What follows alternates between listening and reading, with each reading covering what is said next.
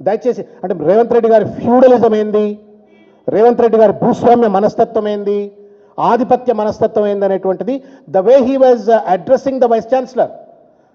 నేను కుమార్ను vice chancellor చేసిన అంటాడు. కుమార్ ఏమైనా మీ ఊర్లో పాలేరా? Is a scholar, is a great scholar, internationally acclaimed scholar.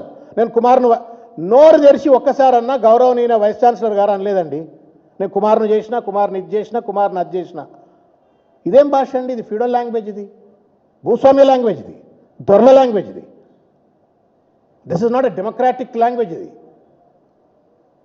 ఆయన గిరిజన బిడ్డ కావచ్చు, but is a vice chancellor. మీ ఊరు పాలేరు కాదు, నీ దగ్గర రైతు కూలీ కాదు, నీ కొడంగల్ వ్యాపార క్షేత్రంలో, వ్యవసాయ క్షేత్రంలో ఆయన అట్లాంటివి.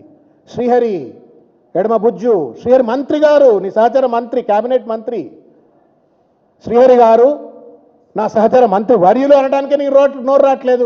మళ్ళీ నువ్వు నీ దొరరికం చూపెట్టుకుంటా మందిని దొరలు చదువుకోనియరు అది ఇదని సొల్లు మాట్లాడుతూ ఉంటుంది. You are not able to respect your own colleagues.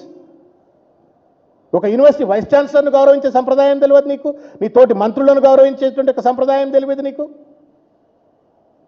నువ్వు పెద్ద సంస్కర్త లెక్క యూనివర్సిటీకి పోయినావు, ఏం మాట్లాడినావో మీ ఆత్మవిమర్శ చేసుకోవాలని చెప్పి నేను రేవంత్ రెడ్డి గారిని కోరుతా ఉన్నా.